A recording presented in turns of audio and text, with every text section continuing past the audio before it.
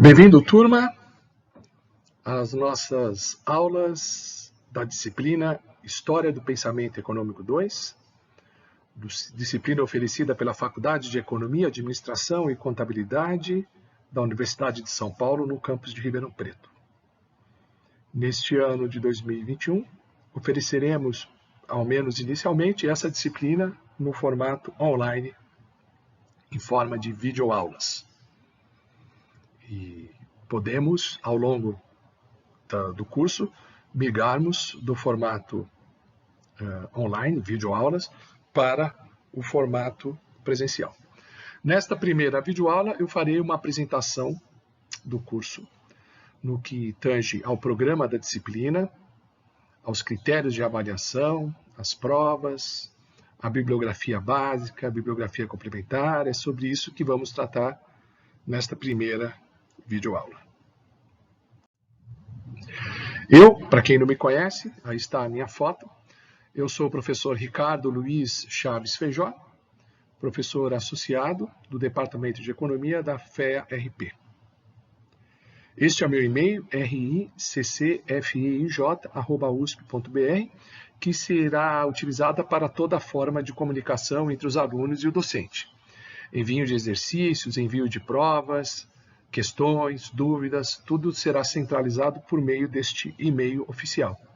Qualquer outro meio, como redes sociais, WhatsApp, não será aceito. Toda a comunicação fica, portanto, com o uso deste e-mail institucional. A disciplina História do Pensamento Econômico 2, que tem como sigla REC 2412, é uma disciplina de 4 créditos. Cada crédito conta como 60 horas-aulas, portanto, é uma disciplina cuja carga horária total totaliza 60 horas-aulas. Bom, se essa disciplina for oferecida no formato de videoaulas, teremos aproximadamente 30 videoaulas. Comecemos com os objetivos da disciplina. Bom, pretendemos fazer com que o aluno tenha contato, leia, estude os grandes mestres da economia científica, principalmente dos séculos XIX e XX. É claro que em relação ao século XIX não vamos estudar autores da chamada economia política clássica, porque já foram estudados em HPE1. Autores como Adam Smith, Davi Ricardo, John Stuart Mill, e outros expoentes, né, da chamada economia política clássica, esses autores já foram tratados na disciplina de História do Pensamento Econômico 1. Mas vamos tratar de autores do século XIX, como, por exemplo, Jevons, ou como Gossen, autores como Walras, tá? Como Menger, que são autores do século XIX, ou que viveram pelo menos parte da vida no século XIX. Tá?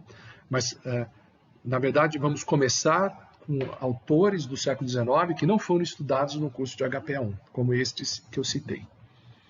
Então, além de levar o aluno a ler os originais, as fontes, né, desses grandes mestres da economia, procuraremos guiar o aluno, ajudá-lo no sentido de torná-lo capaz de interpretar o significado de cada contribuição, tá?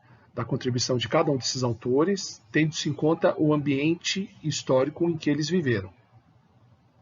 Tá? Então é nessa perspectiva do pano de fundo histórico que procuramos apresentar a vida, a obra, as principais ideias desses autores e as principais teorias econômicas que surgiram a partir do século XIX. Então teremos a exposição das contribuições teóricas oferecidas por esses autores do passado e também a estratégia de relacionar essas teorias com os conceitos e as perspectivas filosóficas presentes em cada autor, em cada época. Nesse sentido, iremos contemplar os economistas da chamada Revolução Marginalista, cujos principais nomes são William Stanley Jevons, na Inglaterra, Léon Walras, na França e na Suíça, e Karl Menger, na Áustria. Além dos autores da Revolução Marginalista, estudaremos o neoclassicismo de Alfred Marshall, na Inglaterra, e a contribuição de John Maynard Keynes. Esses, portanto, são os principais autores examinados em nossa disciplina. Naturalmente, além desses nomes principais, iremos analisar diversos outros nomes, né, que serão estudados, que serão comentados, né? De forma que iremos mostrar uma diversidade de autores, uma riqueza de ideias, uma riqueza de contribuições individuais, tá? Situando, portanto, essas outras perspectivas na evolução da economia como ciência, da economia científica nos últimos 2 séculos. Apresentaremos agora o programa da disciplina. Vamos dividir o conteúdo programático em 9 sessões. Começaremos com o estudo da escola histórica, principalmente a escola histórica alemã, que é um movimento do século XIX, basicamente. O segundo item trata da crise da economia política clássica, a mesma escola econômica que foi estudada detalhadamente no curso de HPE 1. Agora mostraremos por que, a partir da década de 1860, as ideias, né, as crenças dessa escola entraram em descrédito e o movimento passou por um período de crise. Tá? Esse é o tema do segundo tópico. Depois, estudaremos os precursores da Revolução Marginalista, dividido principalmente em 2 grupos de autores. Sempre um autor francês e um autor alemão. No caso dos precursores do marginalismo, Cournot, ao lado da França, e Fontine, na Alemanha. E como precursores da teoria do valor subjetivo, o francês Jules Dupuy e o alemão Hermann Gössel. O quarto item do programa trata propriamente da Revolução Marginalista, em linhas gerais. Depois nós vamos estudar detalhadamente cada um dos principais autores que fizeram parte dessa revolução, mas nessa sessão trataremos de aspectos mais gerais, tá? Vamos caracterizar a Revolução Marginalista como um todo. O quinto tópico trata de Jevons e da tradição utilitarista, associada ao pensamento de Jevons na Inglaterra. O sexto tópico, estudaremos nesse tópico o neoclassicismo de Alfred Marshall na Inglaterra. O próximo item, a tradição de equilíbrio geral, principalmente as ideias de Leon Vohra. O oitavo tópico trata de Karl Menger e a escola austríaca, mas vamos centrar no autor principal, né, no estudo das ideias, não só econômicas, como filosóficas, a visão de sociedade, etc., de Karl Menger. E, finalmente, um extenso e importantíssimo tópico, as ideias do economista britânico John Maynard Keynes, e vamos falar alguma coisa do nascimento da macroeconomia, da HPE, da macro. Este é o programa que compõe a disciplina de HPE 2. Neste ponto, indicaremos as leituras exigidas nessa disciplina, as fontes bibliográficas, e vamos dividir essas leituras em leituras mínimas obrigatórias e leituras complementares. Sobre as leituras mínimas. Bom, existem leituras das fontes primárias e das fontes secundárias. As fontes primárias são os grandes autores, o que eu chamo de mestres, né? É importante que o aluno de HPE tenha contato com as fontes originais, tá? Com os escritos dos próprios autores. Não só porque tem ideias econômicas importantes, porque esses escritos fazem parte da literatura universal. Tá? É um importante treino em leitura que o economista precisa passar para se tornar um profissional maduro. Tá? Então, veja, eu não quero sobrecarregar o aluno com uma carga excessiva de leituras. A leitura é modesta, mas é altamente recomendada. Tá? Encarem isso como tarefa obrigatória. Do William Stanley Jevons, esses são os autores selecionados como leituras obrigatórias. As obras originais de Jevons, Marshall, Menger, Vohra e Keynes. Voltando agora, de William Stanley Jevons, o livro principal dele, A Teoria da Economia Política, eu irei sugerir as leituras dos capítulos 1 a 4. Não são capítulos muito extensos, não é um volume grande, não é uma carga grande de leitura, mas é muito importante que o aluno tenha contato com essas fontes originais. Com relação a Alfred Marshall, o importantíssimo Princípios de Economia, os Principles of Economics, eu irei sugerir a leitura do livro 1 inteiro. Essa obra do Marshall está dividida em 5 livros. Tá? Então, eu exigirei a leitura do livro 1 inteiro, que não é muito grande, são poucos e magros capítulos, do livro 3, que também não é muito volumoso, e do livro 5, que esse é um livro maior, mas neste caso eu indicarei apenas as leituras dos capítulos 1 a 4. Com relação ao economista austríaco Karl Menger, a obra em que nós vamos nos debruçar, a obra principal dele, embora não a única em que estudaremos, A principal se intitula Princípios de Economia Política. Eu indicaria aos alunos, pedirei aos alunos que leiam e estudem os capítulos de 1 a 4. Em relação ao economista francês Léon Walras, a indicação são os compêndios dos elementos de economia política pura.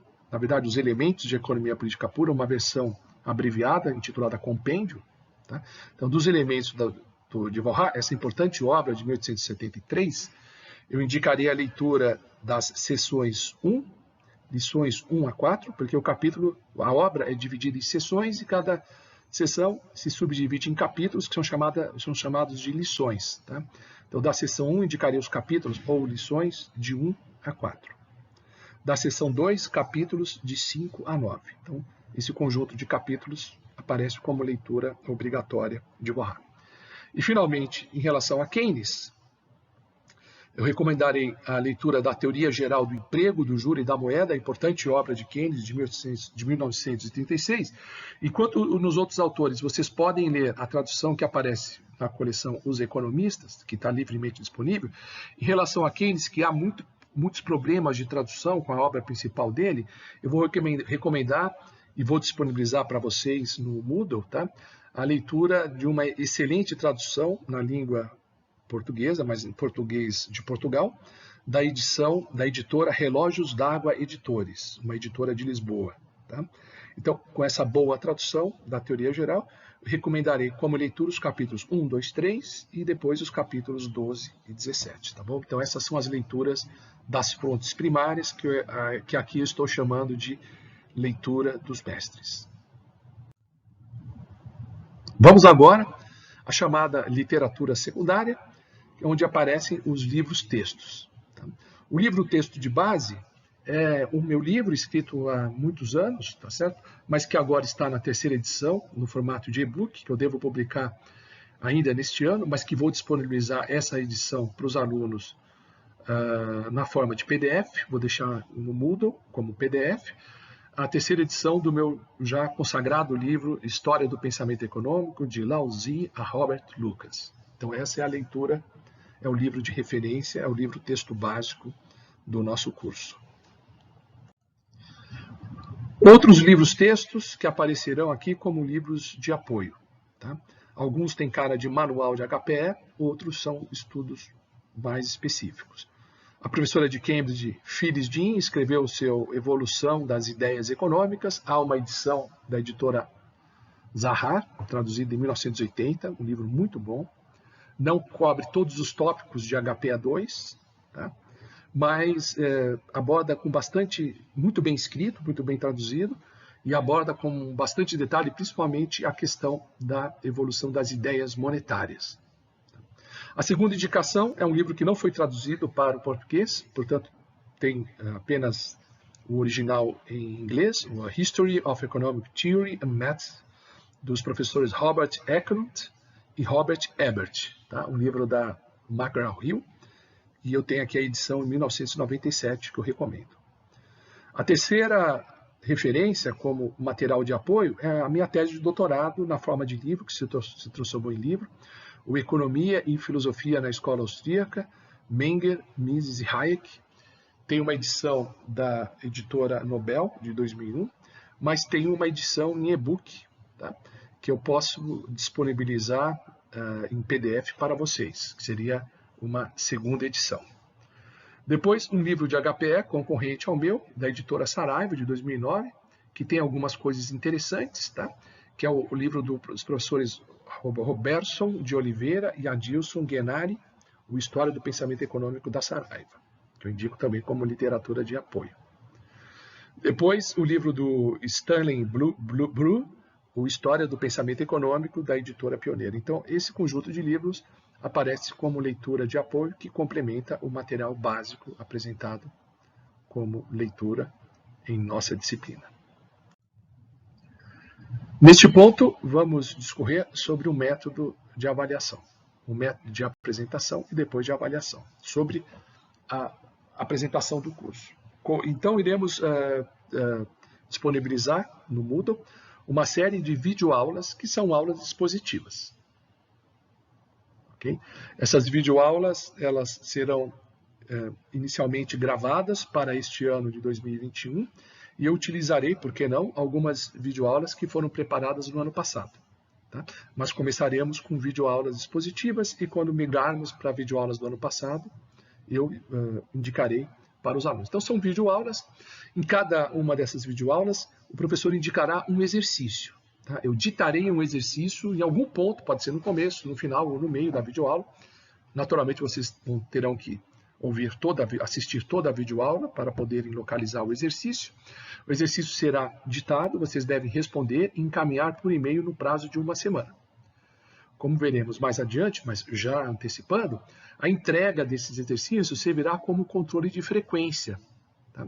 Quer dizer, mesmo a aula não sendo presencial, existe a ideia de frequência às aulas. E como que essa frequência será medida? Bom, em parte eu posso acompanhar pelo